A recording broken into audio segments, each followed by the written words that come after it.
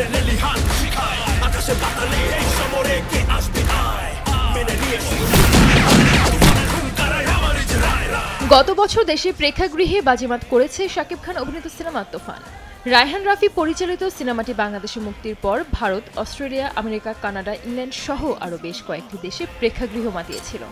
এরপর থেকেই ভক্তদের অপেক্ষা তুফানের সিকুয়েলের। তুফান 2 আসার কথা থাকলেও আপাতত সেটি বিরত রয়েছে। তবে এরই মাঝে শাকিব রাফির আবারও একসঙ্গে জুটি বাঁধার খবর প্রকাশে এসেছে।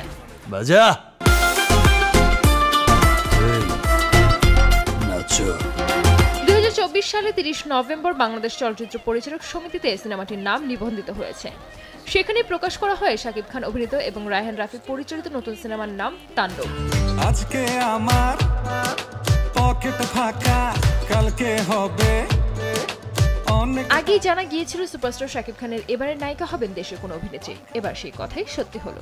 জানা যায় রায়হান রাফি পরিচালিত তাণ্ডব সিনেমায় শাকিব খানের সঙ্গে অভিনয় করবেন জনপ্রিয় অভিনেত্রী জয়া আহসান। এছাড়াও থাকবেন আরও একজন দেশি নায়িকা।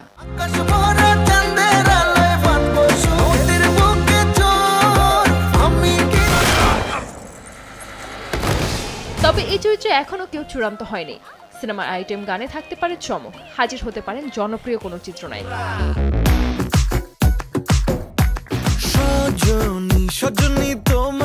ব্লকবাস্টার তুফানের পর শাকিব রাফি তাণ্ডব বাজিমাত করবে বলে আশাবাদী বাংলা সিনেপ্রেমীরা। অন্যদিকে নির্মাতাদের দাবি ফুল ফ্লেজড অ্যাকশনধর্মী সিনেমা হবে তাণ্ডব। সিনেমাটি প্রযোজনার দায়িত্বে রয়েছে আলফা ISBF বাংলাদেশ। জানা যায় খুব দ্রুতই শুরু হবে সিনেমার শুটিং। আসছে ঈদুল আজহায় প্রেক্ষাগৃহে সিনেমাটি মুক্তি পাবে বলেও জানা যায়।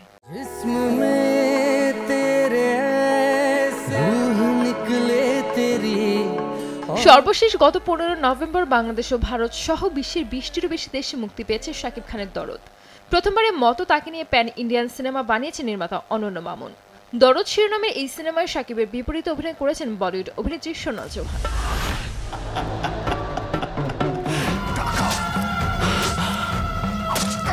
সাইকো থ্রিলারধর্মী এই সিনেমাতে শাকিব খান ও সোনাল চৌহান ছাড়াও অভিনয় করেছেন টলিউডের পায়েল সরকার। খলনায়কের ভূমিকায় আছেন রাহুল দেব। আরও অভিনয় করেছেন বাংলাদেশের শহীদুজ্জামান সেলিম, এরিনা শাম্মী, জেসে ইসলাম সহ আরও অনেকে।